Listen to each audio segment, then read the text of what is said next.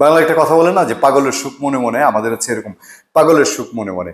আজকে দেখবেন এত খুশির দিন বাংলাদেশে, মোটামুটি ঈদ লেগে গেছে আওয়ামী লীগের ঘরে, বিএনপির ঘরে, ডক্টর ইউনূস সরকারের যারা অনুসারী বা শুভানুধ্যায়ী তাদের সবার ঘরে, সবার আজকে ঘরে ঘরে খুশির আনন্দ।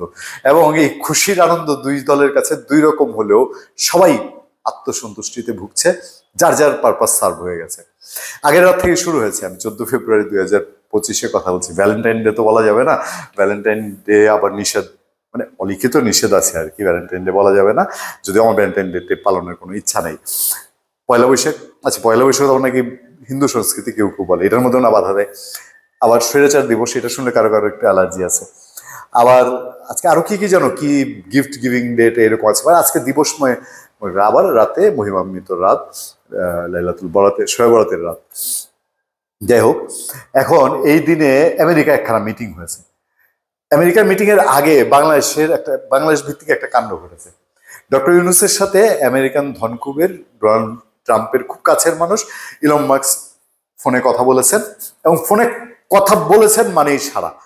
দেখবেন উপদেষ্টারা সহ, এবং বৈষম্য বিরোধী ছাত্র আন্দোলন ঘরানার বা ডক্টর ইউনূস সরকারের যারা সমর্থক, যারা মনে করেন সরকার একটু থাকুক লং টাইম, এরা মোটামুটি সোশ্যাল মিডিয়া ফাটিয়ে ফেলেছে। ইলন মাস্কের সঙ্গে কথা হয়ে গেছে, ডোনাল্ড ট্রাম্প পাশে ছিলেন, আর কোনো চিন্তা নাই। যারা বলে বাইডেন এখানে বসিয়েছে, বাইডেনের সাথে ডক্টর ইউনূসের খেলা টেলা, এমনও দেখলাম। আরে দেখেন, এমন একটা সময় ডক্টর ইউনূস আয়নাঘর পরিদর্শনে গেছে, এমন একটা সময় মাস্ক ফোন করেছে যখন মোদি ওইখানে চাওলা নাকি ওখানে মিটিং করে। তার চেয়ে দেখেন এই যে নোবেল পুরস্কার, যে ওনার মানে খেল দেখেন কিরকম, মানে নানান রকম ফেসবুক ভর্তি কাণ্ড। এখন তারা খুশিতে বকবক, ইলন মাস্ক এখানে বিনিয়োগ করবে, তার স্টার্লিং আসবে।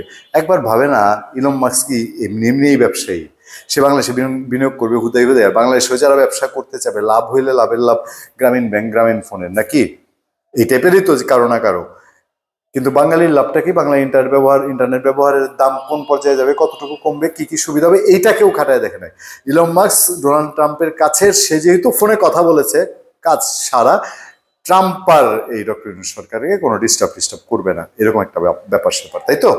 আচ্ছা, আরেক পক্ষ, এই পক্ষ যখন ট্রাম্প এবং মোদির মিটিংয়ে ট্রাম্প বলছে যে আমরা আমেরিকা বাংলাদেশের সরকার পরিবর্তনে কোনো ভূমিকা রাখি নাই, এতে করে ওই যে আগের পক্ষ যাদের কথা বলে আসলাম এরা খুশি।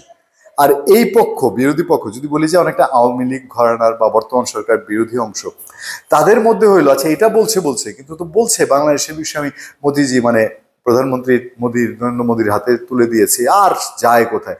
নরেন্দ্র মোদী সিগন্যাল পেয়ে গেছে, এইবার দেশে ফিরে আসবে নরেন্দ্র মোদী, এসেই দেখবেন ডক্টর ইউনূস সরকার কই যায়। তারা তো পছন্দ করে না, খেল এবার হয়ে গেছে। ওই যে যেটার জন্য অপেক্ষা করতেছিল 13 তারিখ নরেন্দ্র মোদীর ট্রাম্পের বৈঠকে, একটা কিছু এসপার ওসপার হবে। হ্যাঁ, ট্রাম্প চলে আসছে গত 20 তারিখে, ট্রাম্প ইউনূস সরকারই দেখতে পারে না, মানে তাদের ফেসবুক ভরিয়ে দিচ্ছে, বলছে এবার দেখেন ঝানু রাজনীতি কারে বলে। নরেন্দ্র মোদী খুব ভাব ধরে বসেছিলেন, ট্রাম্প যখন বাংলাদেশের কথা বলছে, সে একবারও বাংলাদেশের নাম উচ্চারণ করে নাই। তার মানে ওস্তাদের মায়ের শেষ রাতে, শেষ দিকে একটা খেলা হবেই হবে, এরকম একটা উচ্ছ্বাস ব্যাপার না একটা ঘটনার মধ্যে?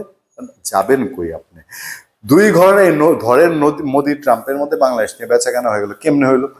ইন্ডিয়ারে হাজার হাজার কোটি টাকার অস্ত্র দিবে আমেরিকা, তাদের মধ্যে চুক্তি হচ্ছে, বাণিজ্য নিয়ে চুক্তি হচ্ছে। সারা ওয়ার্ল্ড ওয়াইড আমেরিকা বাণিজ্যে ট্যাক্স বাড়ানো নিয়ে একটা নতুন লীলা শুরু করেছে। ইন্ডিয়া সেখানে কিছু সুবিধা টুবিধা নিবে। আমেরিকার ওই এলাকায় চায়নার সাথে ইকুয়েশন সমীকরণ আছে। বাংলাদেশের মানুষের ভাগ্যের দিকে তাকায় এগুলো কিছু হয়েছে? তাদের নিজ নিজ স্বার্থ তারা উদ্ধার করবে, আর আমরা এইখানে, তাই এই মিটিংয়ে কি হইলো, মোদি কি করলো, ট্রাম্প কি করলো, এবার মোদি শেখ হাসিনারই বসায় দিবে আইনা, এরকম একটা ব্যাপার সেবার। ওই দিক দিয়া না ট্রাম্প আর ইয়ে নাই, ট্রাম্প ডক্টর ইউনূসটাই সমর্থন দিয়ে যাবে নোবেল বিজয়ী। মানে দুই পক্ষই একটা পিকুলিয়ার টাইপের একটা নাচানাচির মধ্যে ছিলেন। ওই মিটিংয়ে আপনারা কনফার্ম ছিলেন। আমি জানি যে ওই মিটিংয়ে যদি ওনাদের কোনো প্রতিনিধি না থেকে থাকে, এটা হয় ডক্টর ইউনূস সরকার বা ইউনূসকে যারা পছন্দ করেন তাদের কারো, অথবা আওয়ামী লীগের, মানে দুই পক্ষেরই একজন একজন করে প্রতিনিধি ওখানে না থাকলে এত কনফিডেন্টলি তারা কিভাবে এটা নিয়ে নাচানাচি করছে? ট্রাম্প বা মোদি যদি কিছু করারও থাকে তারা, বা করেও এই দেশে, তাহলে কি ঘোষণা দিয়ে করবে? ধন্যবাদ সবাইকে, ভালো থাকবেন, সুস্থ থাকবেন, আবার দেখা হবে, কথা হবে আপনার সাথে। আমি আতিক রহমান, পূর্ণিয়া।